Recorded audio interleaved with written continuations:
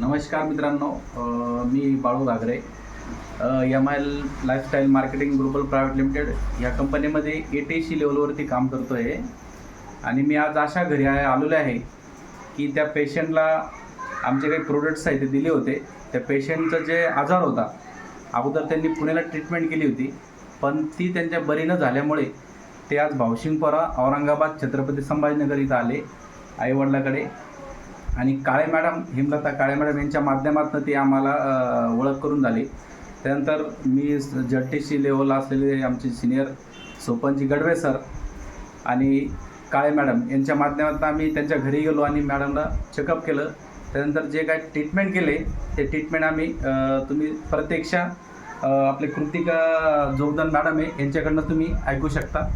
त्याच्यातून मॅडम बोला, तुमचं पूर्ण नाव सांगा. नमस्कार सर, पहिले सर्वांना. आणि माझं नाव कृतिका रतन जोगदन बावणे म्हणून आहे. मी मॅरिड आहे आणि मी 26 तारखेला चेक केलं होतं. माझी थुंकी देण्यात आली होती, तर माझा त्याच्यामध्ये पॉझिटिव्ह आलं. मग त्यांनी मला म्हणजे मला भीतीदायक सगळ्या गोष्टी माझ्या जीवनात घडल्या. मग मी म्हणलं, मला फक्त 20 दिवसाचा खोकला होता. मलाही कदाचित माहीत नाही तो कुठून कसा झाला, पाण्याद्वारे झाला की कुणाच्या संपर्काद्वारे माझ्यापर्यंत आला. आणि मग मी ठीक आहे बोलले आणि PCMCमधून मी त्या गोळ्या घेतल्या. तर मी त्यांना बोलले, सर ठीक आहे, मी तुमच्या गोळ्या घेते, तुम्ही सांगेल तशाप्रमाणे मी खाणं पिणं वगैरे ठेवल.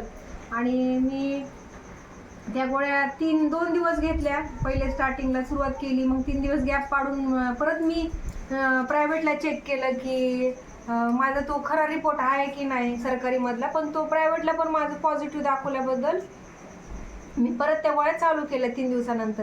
त्या अशा गोळ्या मी कंप्लीट 9 दिवस घेतल्या. म्हणजे माझ्या शरीरामध्ये 40 गोळ्या गेल्या 9 दिवसाच्या.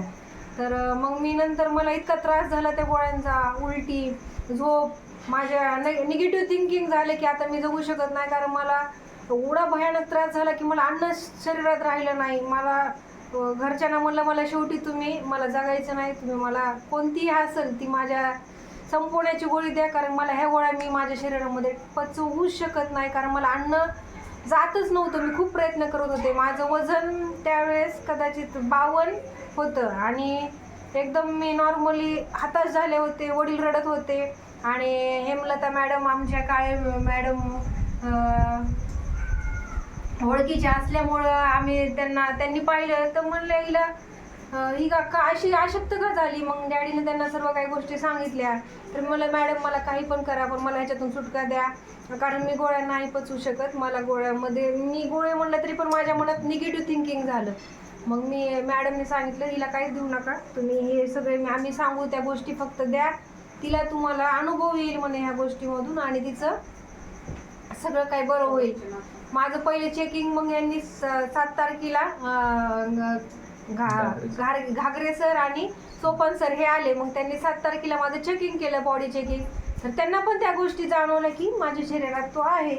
मला ठीक आहे सर, पण मी म्हणलं, सर मला गोळ्या नका देऊ सर, मी गोळ्या नाही घेऊ शकत. मग आजार TBचा. मग ते बोलले, TBच्या आजारावर तू ठीक आहे, तू या आजारासाठी घे, आम्ही सांगू तुला. तर मी म्हणलं ठीक आहे सर, पण मी गोळ्या नाही घेऊ शकत, कारण माझ्यामध्ये ती हेच नाही आहे, क्षमता नाही आहे. कारण मी उभाच राहू शकत नव्हते. मी पूर्ण फरशीवर बाहेर जिकडं बसेल तिकडं झोपत होते. मला सुधरत नव्हतं. बाळ आहे माझं छोटंसं 4-5 वर्षाचं, त्याच्यामुळे ते जवळ नव्हते. आणि सगळेच आम्ही घाबरून गेलो घरामध्ये की आता हे TB. मला तर तो आजार देखील माहीत नव्हतं की ते खोकल्यामुळे होते. आज मी 30 वर्षाची आहे. मी तेवढी काळजी घेतली असती. पण खरंच त्या मॅडम योगायोग घरी आल्या. हेमलता मॅडमने सोपन सरांना, घागरे सरांना बोलून घेतलं आणि हे प्रोडक्ट माझं चेकिंग केलं, पहिले फुल बॉडी चेकिंग. त्याच्यामध्ये त्यांना कोणत्या गोष्टी माझ्या शरीरात आहेत नाहीत हे जाणवल्या. आणि त्यानंतर त्यांनी मला हे सगळे प्रोडक्ट दिले, आविश्वास दिलं. पुन्हा मी ड्रेसमध्ये पण गेलते म्हणून ड्रेसचं देखील मला दिलं, अँटी सिरप दिलं ॲलर्जीसाठी. आणि माझ्या शरीरावर त्या गोळ्या खाल्ल्यामुळं खाज येत होती. पूर्ण बॉडी माझी ब्लॅक कलरची पडली होती. माझा चेहरा, माझे डोळे, पूर्ण माझं शरीर नकोसं झालं होतं. मला भानावरच नव्हते मी. आणि शेवटी मग सरांनी मला हे च्यवनप्राश आणि ब्लड प्युरिफायर आणि एक 95चं एक दिलं.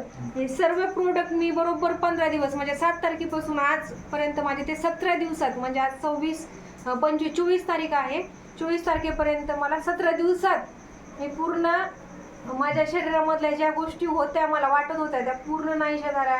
माझा खोकला पूर्ण कोरडा म्हणजे नाहीसाच झाला. तरी पण भीतीनं मला तो नाहीच आहे, पण मला तो रिझल्ट आज पाहायचा होता. सरांनी परत आज चेक केलं आणि 90% माझा रिझल्ट पूर्ण निगेटिव्ह आला आणि ते मी ह्या औषधामुळे सक्सेस झाले. सो थँक्यू सो मच ह्या सगळ्या औषधांसाठी, जे की मला माझ्या शरीरामधल्या सगळ्या गोष्टी परत मी एक 17 दिवसात मिळू शकले.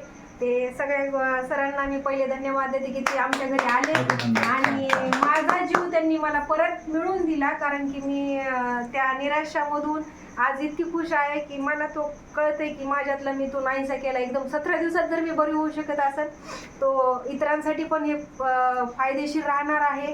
कारण की खरंच काही आपल्याला आपल्या शरीरातल्या काही गोष्टी कळत नाहीत आणि आपण हताश होतो की हे पचू नाही शकत. एका दिवसात 4 टॅबलेट माणूस तो कव्हर करू शकत नाही, पण ह्या औषधाद्वारे एकदम 17 दिवसातला रिझल्ट माझा निगेटिव्ह झाला.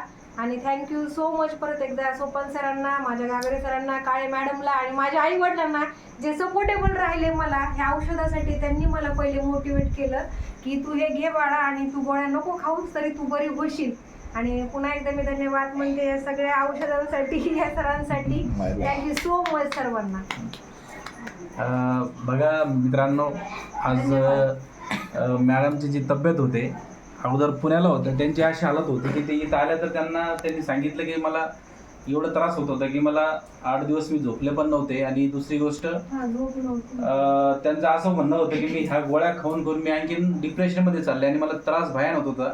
त्यांनी आईवडिलांना सांगितलं होतं की मी मला शेवटचे तुम्ही माझ्यावर काही करा पण मी काही ह्या गोळ्या खाऊ शकत नाही तर माझं मी आयुष्य संपून देते, असं त्यांचे शेवटचे शब्द होते. पण तुम्ही त्यांच्या तोंडून ऐकलं की बा ह्या आपल्या एलिमेंट्स वेलनेस आणि ऑन इन ऑनचा जो रिझल्ट तुमच्या समोर मित्रांनो, असं म्हणजे खंदे म्हणताना ते शेवटची संजीवनी आहे.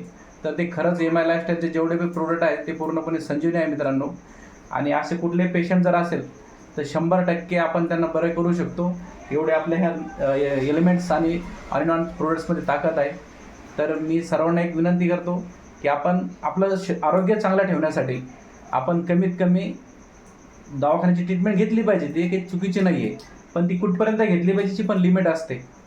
त्यासाठी आपले जे आयुर्वेदिकमध्ये आहे आणि 100% आयुष प्रीमियम मार्क आहे सर, याच्यापैकी कुठलाही डाऊट नाही. म्हणून आपण लवकर तर लवकर कव्हर होऊ शकतो. हे तुमच्यापुढे जिथं जागतं उदाहरण आहे. धन्यवाद. थँक्यू.